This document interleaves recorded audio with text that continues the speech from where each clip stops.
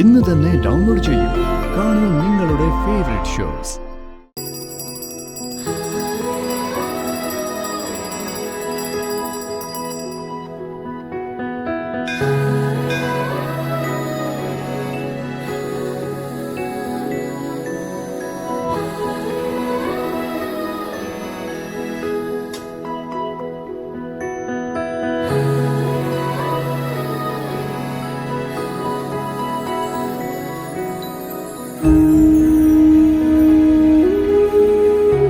വാ, നമുക്ക് അവിടെ പോയി കുറച്ചേരം ഇരിക്കാം.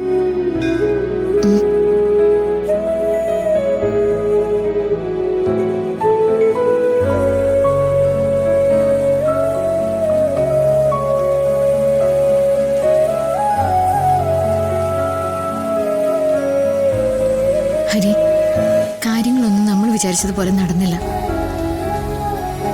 പക്ഷേ ഹരി തളർന്നു പോകരുത്.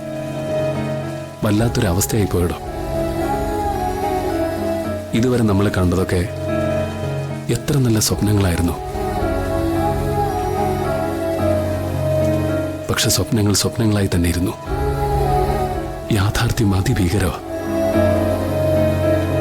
ഇതിലും വലിയ തകർച്ചയിൽ നിന്നും എത്രയോ ആളുകൾ കരകയറിയിട്ടുണ്ട്. എന്തിന്? നമ്മൾ രണ്ടുപേരും അനുഭവിച്ച പ്രശ്നങ്ങൾ എന്തൊക്കെയാ? അന്ന് നമ്മളിൽ ആരെങ്കിലും വിചാരിച്ചോ ഇതുപോലെയൊക്കെ ആവുമെന്ന്, ഒന്നിച്ച് ജീവിക്കുമെന്ന്? ഇത് അതുപോലെയാണോ?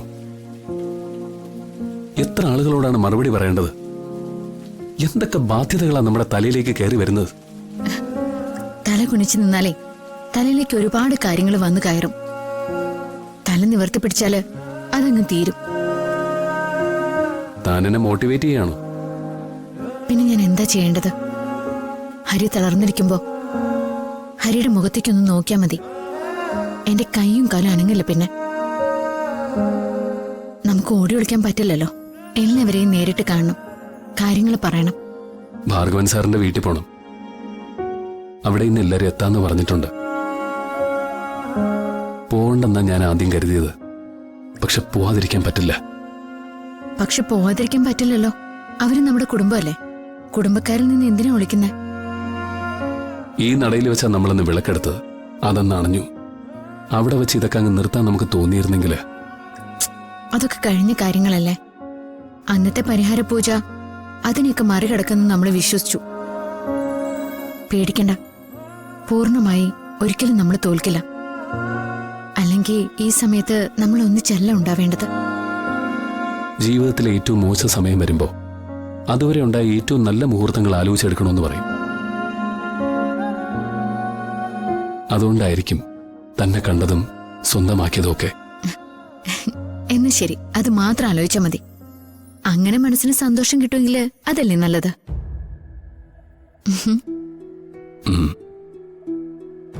നമുക്ക് ഭാർഗവൻ സാറിന്റെ വീട്ടിലേക്ക് പോവാം. വാ.